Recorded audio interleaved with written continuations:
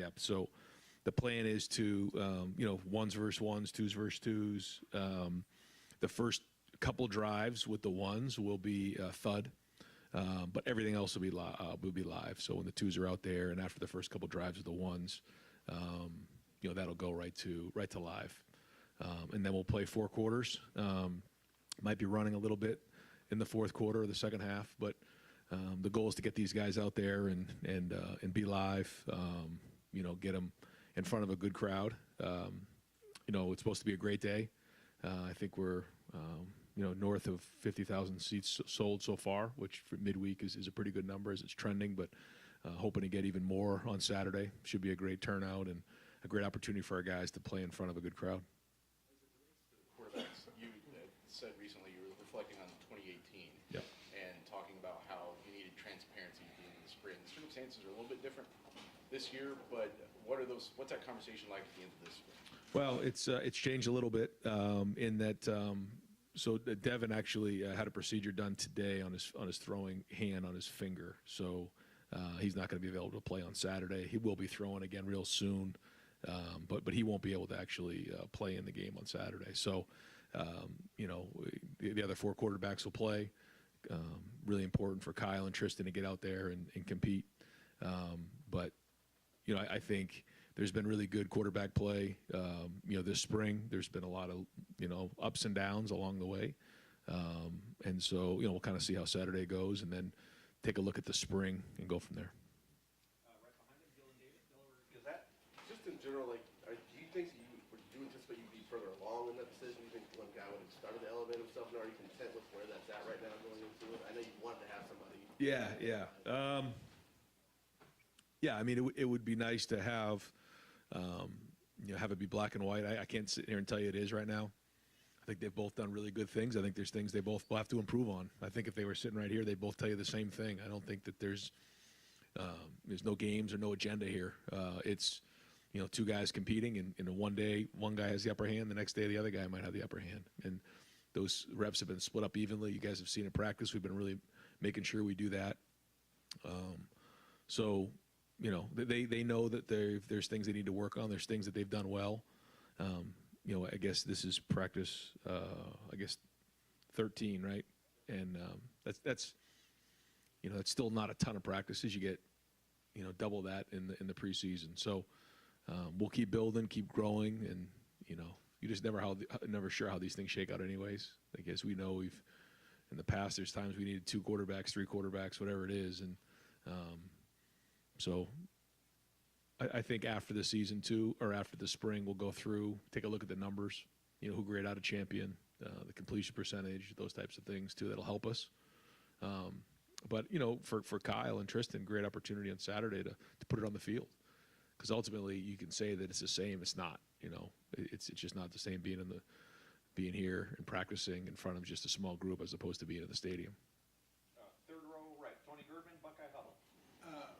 Ryan, you just said the Dwayne and Joe thing. Now an injury happens to the hand, which happened to Joe in 2017. Is that did that go through your mind as well? I hear what you're saying. I think in that situation, that happened during the fall, and so that really set Joe back that entire fall, and then allowed Dwayne to play in the rivalry game and play in that game and help us win that game, and then it kind of. And then it turned into a battle in the spring. This one's different. Devin's been practicing, the majority of the spring. We'll miss a couple practices here and be right back at it. So it's more of a setback than anything else. Real quick, the transfer portal opens on Saturday. Yeah. How are you guys going to be monitoring that moving forward? And do you have one person that does that, and how does that go? We do. Yep. We have a guy on staff here, Billy Homer, who handles all that. He identifies the guys who are in the portal, evaluates them, and then we have a board and a list and things like that to see if there's anybody out there that fits a need. Deep right, Spencer Holbrook, Letterman Row. Ryan, the offensive line, we've seen a little bit of the defensive line getting the best of them this spring. How do you plan on handling that in spring game? I know that you said that a lot of it's going to be thud, but what do you want to see from the offensive line, since you might not be going full go with it? Yeah, the depth on the D line is actually the area that we're a little bit concerned with. Just think we have 5 defensive ends going in, and so that would have been hard to split them up, especially if one side goes for a long drive and then someone has a short drive. It'd be hard for us to do that. So we're just going to allow Larry to sub in and out and, keep those guys fresh up front. But same thing. I mean, it's another opportunity to go compete, put it on film, and we're going to grade it out and see who grades out a champion or a starter level and go from there. But, the only thing that'll be different, the only thing is it's not like a game, is the quarterback's not live. And so you have to identify what's a sack and what isn't. And our D-line's done a really good job, for the most part, of staying away from the quarterback, even though it gets really, really competitive. And they're going to have to do that again on Saturday, which is frustrating for them. But I think the D-line has gotten better this spring. Right next door, Bill Landis, Rivals, the podcast. Ryan, just what's your assessment been of the right tackle competition through these 13 practices? There's been some good things. We're not there ready to name a starter right now. I don't think either of those guys have stepped up. I still think at left tackle too. I think there's been good things, but to say that we're, where we're sitting right now, we can say those guys are the starters moving into the preseason. Can't do that. Like to say that, but we're not there. So a lot of work to be done here in the next few months. The fact that you can't say that now, how concerning is that? And to follow up, I guess, on what Gerd asked, is tackle a position you look at in the portal if the right person should come about? I think that's a conversation to have, but we got to kind of go through and see how this next, or the game plays out, see how that looks on film, take the body of work, and then make some decisions from there. But we'll kind of have those conversations and see where we're at. It's a delicate situation for sure. I think we believe in the guys that we have. Otherwise, we say, yeah, we got to bring in a guy. I think we believe in the guys. We know that they can do it. We're looking for more consistency. I think if you rewind it a year from now, and I was sitting up here and we were asking about Paris at left tackle, I'd be concerned. I was. He came a long way, and so I know these guys can as well. I think Justin does a great job teaching technique, but they're going to have to do that here in the next couple months. Front row, Joey Coughlin, Columbus Dispatch. Ryan, when Justin was here in 2019 and won that competition, and CJ won in 2021, when you look back on their spring games, what role did that play in the way you evaluated them and ultimately led them to winning the job? Well, I remember the game that Justin was in. He actually struggled a little bit early on, and so I think we threw like a long ball on like the 5-yard line to I forget who it was, and it might have been Ben Vick. Yeah, it was Ben Vick, and it kind of made the day okay because it wasn't a good day leading up to that, and so that was concerning coming out of that game. I was concerned at night that night, thinking to myself, all right, do we really have a quarterback here who's ready to play? We knew the talent was there. And so those are the things this time of year you just, you worry about. But it's just another piece of the puzzle. But I think it does tell you when you're in the stadium how things are going. But to think that Justin would have played the way he did that year coming off of that spring game, that wasn't a great indication of how he played, because he certainly played great, Now, for him, he had just been in the offense for a couple of months, so that probably played into it. These guys have been in the offense a little longer. Tristan, not as much, but certainly Kyle and Devin. So I just think understanding the offense, they're further along than those guys were, and CJ was at that point too. Dave Biddle, 24/7 Sports. Another question about the offensive line, Ryan.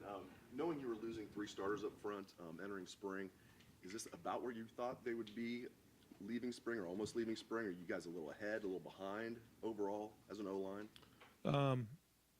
I think we're not crazy behind. Do I wish we were a little bit further ahead? Yes. I think we have some work to do, that's for sure.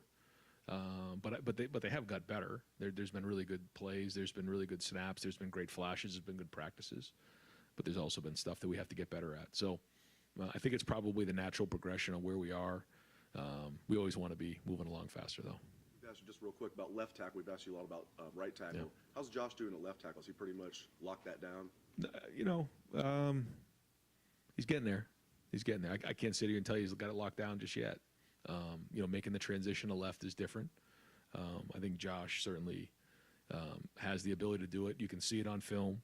That for him, it's just the consistency of doing it over and over again. It's very different when you're the starter and you got to do it over an extended period of time than just do it once or twice. He has the ability. He's shown he can do it this spring. If he can just increase the inconsistency, then he will lock it down.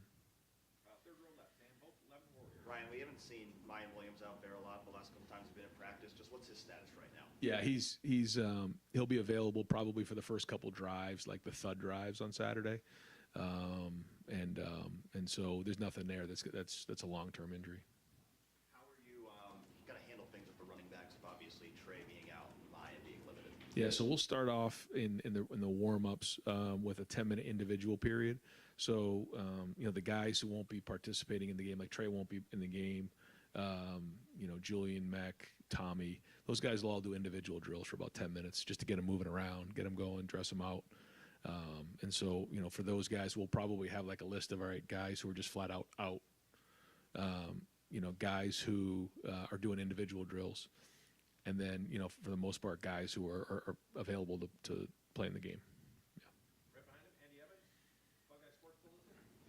Yes, just your evaluation of where the secondary is at compared to last year as a guy who's helping coach the people throw. I think we've made great strides in the secondary. Been very impressed with our corners. I think Denzel's playing his best football right now. Been just impressed with his offseason, impressed with his approach every day. Got his hands on a lot of balls, had a huge interception in a 2-minute drill the other day. Jordan Hancock has now with a full off season, and now that he's healthy, you're starting to see his potential pop. He came off of that really bad hamstring injury and never was quite himself last year. He's somebody that we got a lot of excitement around, and then Davison has been a great addition. It's been great to see him out there and compete. I think he's raising the level of everybody in that room. Jair Brown has played a little nickel and corner. He has just natural talent and instincts. Jermaine's been out there, Ryan Turner. So, we're starting to get a group in there that Tim's been able to now spend year 2 with. And I think the addition of Davidson and now a year of experience in that group, you're seeing their hands on a lot more balls and challenging throws, which is really exciting. The safety position has been much more solid. Lathan and Proc and Sonny and some of the guys back there have done a nice job. Jahard Carter was playing well about midway through. Had a little bit of an injury that'll I don't know whether he's going to be available or not on Saturday, but up until that point, he had shown, again, kind of raised the level of everybody back there. It's year 2 in the system, more experience, and a couple added pieces. I've been encouraged. Far left, Stephen Means, Cleveland.com. Right. Do you believe in recruiting momentum? Is that like a real thing for you guys, or is that something we maybe make too big of a deal of? Well, I think when you start to see guys jump on board and recruit each other, I think that's a sign of how things are going in recruiting. I think it's a sign of how people view, the program and the culture and what's going on here. And I think that's probably what you're seeing right now. When guys are coming on these visits, they're getting around our players, they're getting around our coaches. They see who we are. They see the foundation of the program here. They see not only a program that competes nationally for championships every single year, but also has a culture that you want to send your son to be a part of. And that combined with the city of Columbus, Buckeye Nation, there's a lot of excitement right now. And like you said, there is momentum. And I think when you mention that, it's probably some of the recruits jumping on board and then recruiting the other recruits to come on, because that's the great thing about committing early is that you get to actually have an impact on your recruiting class and your teammates. And I say it all the time, how cool is that to be able to lead your recruiting class or your side of the ball. And we listen to those guys because they tell us the real information. Sometimes the recruits they put on a different face in front of the coaches, but behind closed doors they're real with the recruits. And so we take a lot of their feedback back, and that's that, and just access to the program are the benefits to jumping in early, which again some of the guys are doing now.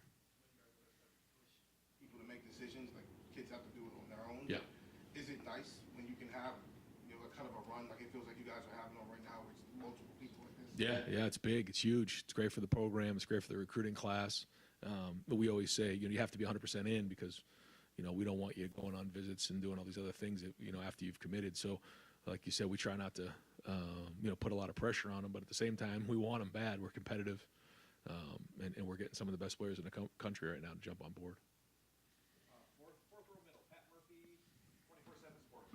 Ryan, when we watch practice and one side of the ball does well, that means the other side of the ball didn't do well. I guess on that play is kind of the basic way to look at it. When you guys go back and watch the film and you're evaluating those plays, how do you assess, like, okay, quarterback threw an interception, do you get what I'm saying? How do you assess those types of things? Well, I think the first thing you got to do is you got to take some of the emotion out of practice when you're competing against each other, which is what we've done, I think, a really good job of, is create a competition this spring.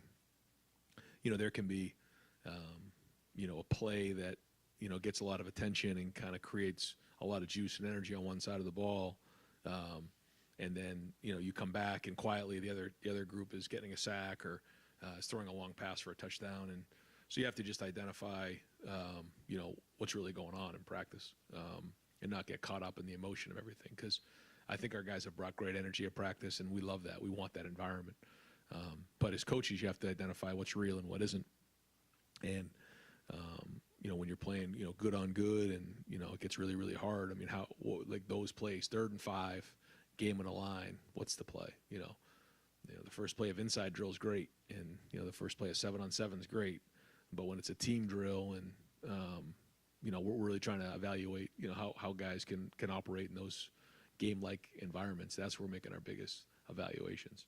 But to your point, that's our biggest selling point in recruiting, is that you're going against really good players on both sides of the ball. So if it becomes lopsided one way or another, then there's probably an issue. If we have to overcompensate schematically on either side of the ball because there's just a matchup issue, then who knows, right? I mean, somebody trying to cover Marvin, that's hard. Someone trying to block JT, that's hard. So you have to try to identify that. I mean, those are great players, but you also need to win your share too if we're going to go win championships and reach our goals. So it's great evaluation. That's one of the great things about being in practice at Ohio State, is you're going against great players, and I think that builds confidence. Like if you can do that, if you can block JT or Jack, or Kenyatta coming off the edge, you feel pretty good about most of the guys we're going to play, that you can do the same thing. I think that's what gave us great confidence in the Georgia game, is, we play against good players every day, and so we went up against them. I think, our guys felt like, okay, we go against these guys every day in practice. And so, but that's part of it. But to your point, I mean, if you're losing 8 out of 10, that's not good. We got an issue here. And so you look at the trends, you go through the entire spring, and then you make some evaluations. Right next door, Rob Olive, Columbus Dispatch. Culture question. Over the last decade, going into spring, coming out of spring into the season, there's always been sort of a message, whether it's chase, grind, fight. Yeah. Last competitive stamina. Yep. Right. What is it? Do you have something this year? I see, tough love, and what does that do? Well, I think you don't want to go away from your core values and your culture. So ours is fight to become the best version of yourself. That's not going to change. And our motto is tough love. But to your point, there are messaging and things that are unique to each team. Our focus this entire off season and this spring has just been competition and competing, winning, and finding a way to win. It's one thing to work hard, and that's great, lifting and running and training and all that. But it's another thing, if I'm going against somebody else, there's a winner and there's a loser. Winner and loser. And so how do you win? When you're going up against your equal, how do you win? You can't just win with talent anymore. You have to find your edge. So that's been really the major focus. And, if you come to our practice, you guys have heard some of the winner-loser stuff. That's been a huge emphasis. How do you apply tough love? Where does that? How does it manifest with what you're trying to do? Well, the game of football is tough. Yeah, we know that. I mean, physically tough. When you stand over one of your players who has a broken leg at the 35-yard line, and you got to cart him off the field. I mean, it's tough. It's tough mentally. What these guys have to do in terms of preparation, day to day, and meetings. bringing it every single day and just that mental battle. And then it's tough emotionally. You just think about some of the emotional swings we've had here in the last, 6 months. But that's the game of football, and that's also life. But it's certainly the game of football. You have got to be tough to play the game of football, period. But we motivate through love. And, when you, who do you think, who do you love the most in your life? Usually it's your family and close friends. So what would you do for them? You kill somebody for them, right? I mean, that's your family. So there's nothing more powerful or sustainable, in my opinion, than love. And if you love your coaches and you love your teammates like you love your family, then we got a chance to really do something special. So when you hear that term love, you kind of think, well, it's a different term. But what does that mean? What does that have to do with football? I think it means everything to do with football. Loving the game, loving your teammates, loving your coaches. So when you combine the two of those, tough love, and that's kind of what it's all about. Brian, in the era of the transfer portal, how do you juggle concern about a position in this time of the year, but also knowing you have a lot of time till the fall where you could get like a Paris type growth or Justin Fields type growth? Yeah, it's kind of what they deal in the NFL with, right? With the free agency and the draft. It's the same thing we're dealing with right now, and making sure that we have what we need, knowing that our culture matters, our chemistry matters, our leadership matters. As you guys know, we've been very careful to add pieces here, but we know it's a necessary thing. And so we have to sit down at the end of spring and identify what positions do we feel good about, where do we have depth that we feel strong about, because we know we're going to lose guys along the way, and guys are going to have to step up. So if it's somebody that we feel like is at starter level and we're okay there, that's great. If we feel like there isn't someone there that is at starter level, then maybe you need to add a piece. If we feel like it's a depth issue, then we'll add somebody like Tristan was a great example of that. You talk about somebody who's come in and done an unbelievable job here. He came in with no expectations, really with the plan that he wants to be a coach, and so he sat in meetings with us. He's been in staff meetings with us. It's almost like an apprentice, what he's doing right now. He's coming in as a player, but he also wants to be a coach. And so what a cool opportunity for him, and something hopefully that we can build on moving forward is guys who want to get into coaching, who are quarterbacks, who can come in and provide that maturity, but also learn the game. And that's what he's doing right now, and he's doing a great job. But that was an area that we felt, we need some depth there. And it's hard to do, and so that's what we look at. Do we have somebody at starter level, and, do we have enough depth? Have those conversations. How do you calculate what is like, you see somebody on the field, they're not consistently at that starter level, but they have that potential on, do I risk for this potential, or do I go get somebody at the portal who I know can be there right now? Well, even when you bring somebody in, you don't really know. You think you know. It's like in recruiting. If we knew all the time, then we wouldn't be worried about this. It's like you try to do the best you can to evaluate it. But again, we put so much, probably more than anybody else in the country, into the guys who have been in the program for a few years, and that matters. They understand the culture. They've been through it with Coach Mick and all that. And so we'd rather not, but sometimes there's times we feel like we need to, then we will. There's a couple of, I think, NIL opportunities coming up. Yeah. Are you do you see yourself as the point person for NIL? Is there somebody who sits in an office and gauges who needs what? Yeah, certainly no. I can't do that, and I don't do that. But I am trying to circulate the conversation to understand, for everybody in Buckeye Nation, the city of Columbus, the state of Ohio, to normalize NIL, because it's not going anywhere, and it's a critical part of our recruiting. And we've had a lot of people who have embraced it, and because of that, we're starting to build some momentum here in recruiting. But we're going to need more and more help. That's just the way it is. And so I've tried to do the best I can to, again, normalize the conversation and help our guys with opportunities. Not that I can directly do that, but by talking to folks and let them understand that this is okay. This is something that is important to our program, is part of my job now. Luke Fedlam indicated to me that he thinks by late summer we may have some congressional involvement. Do you think there's guardrails or more enforcement or whatever you want to call it coming? I hope so. Yeah, I hope so. I think the biggest struggle that a lot of us have, I know that I have, is when we're talking about something like this, and there are other things like this right now in college football, there's really nothing to compare it to. There's no benchmark. There's no precedence for something like this. And that makes it hard because sometimes you don't know where you're going. But I do know that some sort of guardrails, like you're saying, around this would certainly help. With the country western band, are you involved? Will you play an instrument? Do you sing? I leave the playing instruments to Coach Mick. He's unbelievable on the drums. So I cannot play a musical instrument, although I'd love to.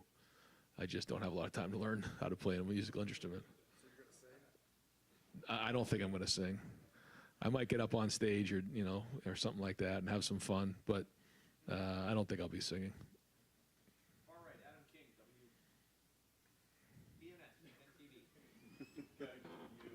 You said that you wanted to be more of a CEO and the offense and defense. Now that you've kind of got a spring underneath you, do you feel like you've seen a difference in your coaching style this spring?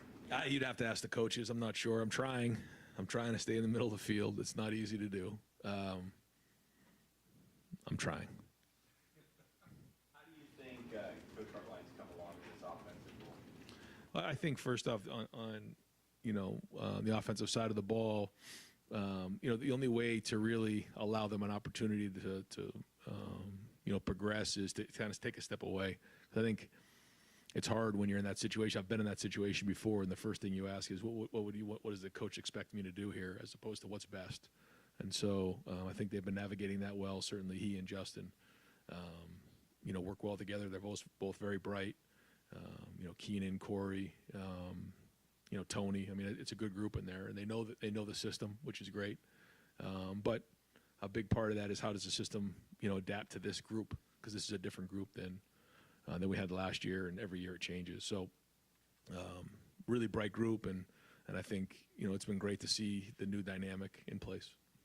Right in front of him, Justin Holbrook, WCMH. Going back to depth, if you think about a player who has a really good spring or a good spring game, especially in the ones because of injuries, how do you balance that with the immediate of what might be offered somewhere else this season and building them and being part of that depth and being part of this to stay around?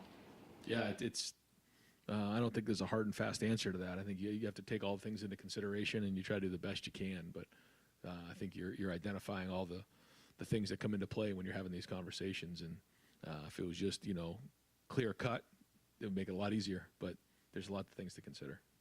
Weight do you put on how a guy plays in front of 50,000 people on Yeah. this one day as opposed to the totality of spring? It's a piece of the puzzle, yeah, for sure. I mean, we've had guys who have gone out and played really, really good in that game and not really had great careers, and then other guys who have really played poorly in that game and had great careers. But I'd say the majority of it, it's a pretty good indication of how they're going to handle themselves in a pressure environment. Right, I know it's 13 practices and tight end is a developmental position, but has anything that Jelani did in the last 6 weeks changed your expectation for what he could give this year? I think he's got a lot of potential. I think we can see that. The tight end position is such a developmental position, and I think he's embracing that, which is the best thing he can do, because that position just doesn't happen overnight.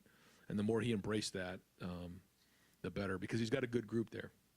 Cade's certainly the leader of that group, but G and Joe both have had really good springs. I think they're really going to help us. You're going to see us in 12, and who knows, maybe even 13 at times next year. But he's got a lot of people there he can look up to learn how to do it, and he's got a lot of potential. I mean, to think about a guy that we've had at that age come in with this much talent, I don't know if we've had one since I've been here. If you had to play a real game on Saturday, what do you think you would show in 12? What's your confidence level in that? If you right now with what you've got, you said Joe and G, but yeah, maybe it would rotate between the two. What was your confidence level in that? How would it look? I don't know if I'd say 50-50 right now. One of the things we like to do is take everybody on offense and rank them, and then figure out, based on everybody on the offensive side of the ball, and then maybe a few others like in recruiting, and then take all the total rankings, and then we come up with numbers to figure out who are the most valuable guys, who do we think the best players are. And if it's clear cut that there's 4 or 5 receivers, in the top 11, then clearly you need to be in 11 more. if we start to see those tight ends move up on the list, then it's probably closer to 50-50. Not that that's hard and fast, but that's something that we like to do, just to kind of get everybody's opinion on it. And we want to put the best players on the field and try to adapt from there. But 12 does give us some things that 11 doesn't. Right next door, Kim May, on 3, let him interrupt. Yeah. Thank you, Jerry. Back to Tristan Gebbia. If this was August and you just told us what happened to Devin Brown, Yeah. is it thank goodness that Tristan Gebbia is here? You understand what I'm saying? Absolutely. And then how has he impressed you on the field? What has stood out about him just playing? Maturity, just his approach in the meeting rooms, and like you said, yeah, I mean, this is real right here. Things like this happen, and the cool thing is we get Lincoln coming in this summer too. So, he's going to have to pick things up fast.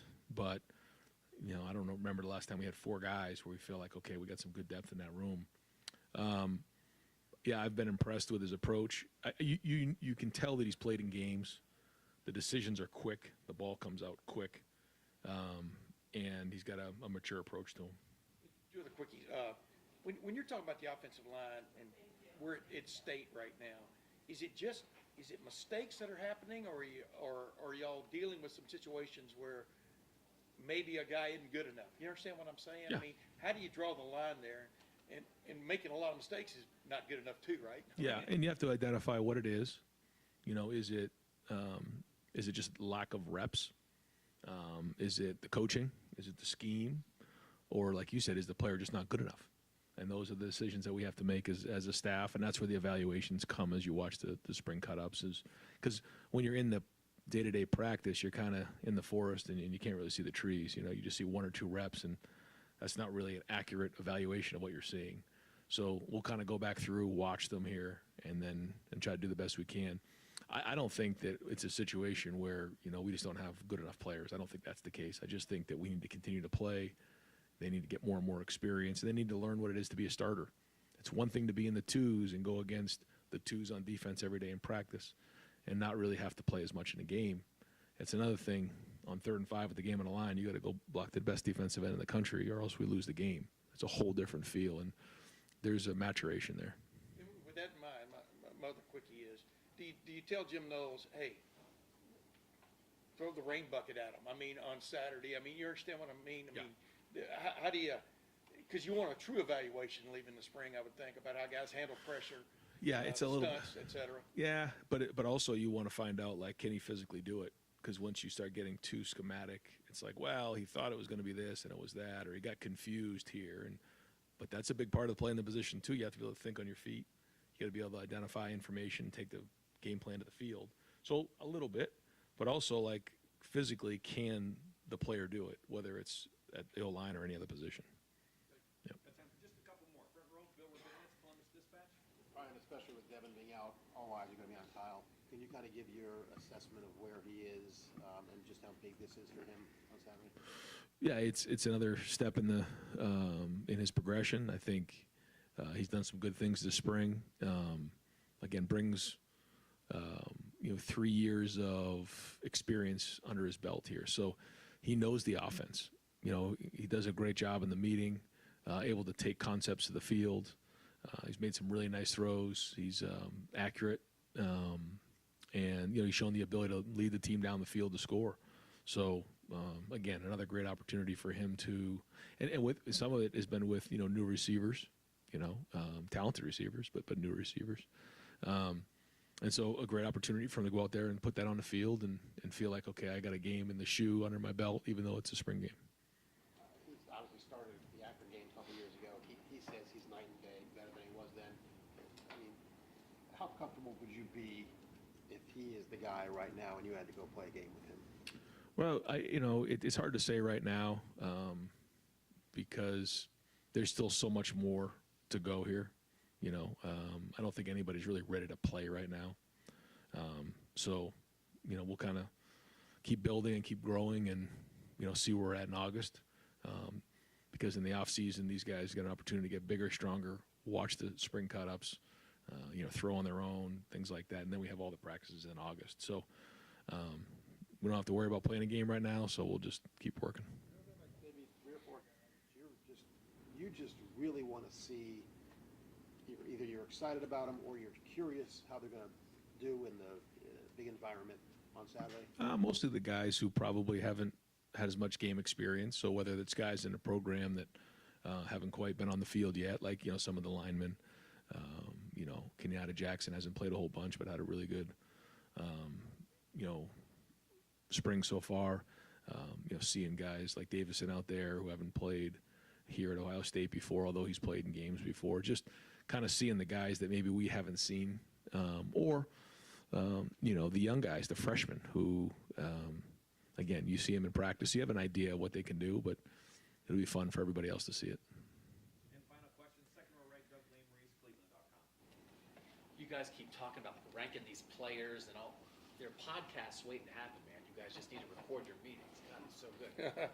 A couple housekeeping things. The Devin injury, was it a thing that was ongoing and you had to get it taken care of, or did something happen? Something happened. Something happened. Yeah. Do you expect that he will be able to throw this summer Oh, with yeah. receivers? Yeah. All that, and he'll definitely ready to go by August. Oh, yeah. He should have a pretty much a full summer. Yeah. What will your play calling involvement be on Saturday?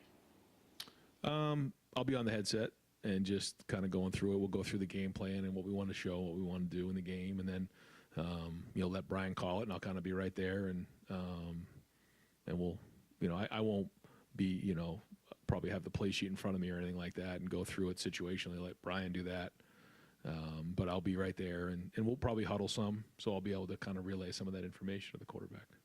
And then last thing, talking about the recruiting momentum and announcement of another collective today.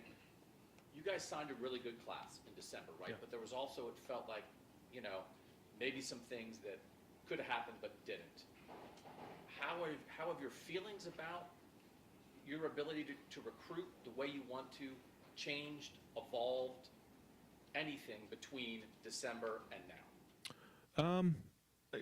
I just think, we have to adapt like we've talked about. I think we're doing that. I also, recognize that the truth is when you don't sign a big class, your rankings aren't as high because the quality of the guy that we brought in was very high. But the reason that we didn't sign as many guys is because guys didn't enter the transfer portal. So that's just the truth. And so I don't know. I think we're going to sign a big class here, which is great. But I also want to sign a quality class, which we're doing. But I also think that we're in better place to compete for some of the bigger guys in the country. Hey, Jared, can I ask one quick?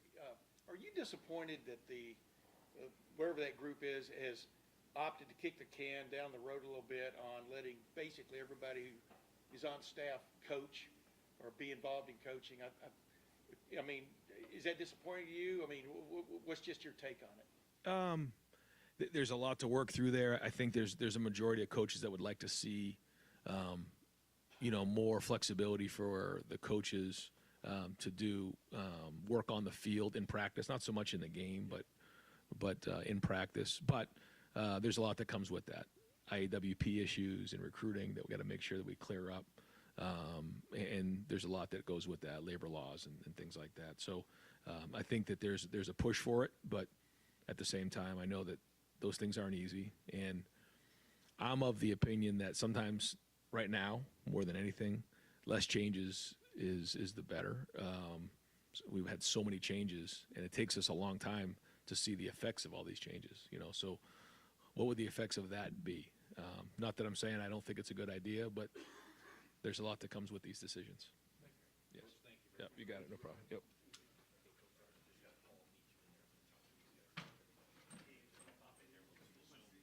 Hey, guys, just a couple quick things. I'll shoot out an advisory just with to give you guys details and notes and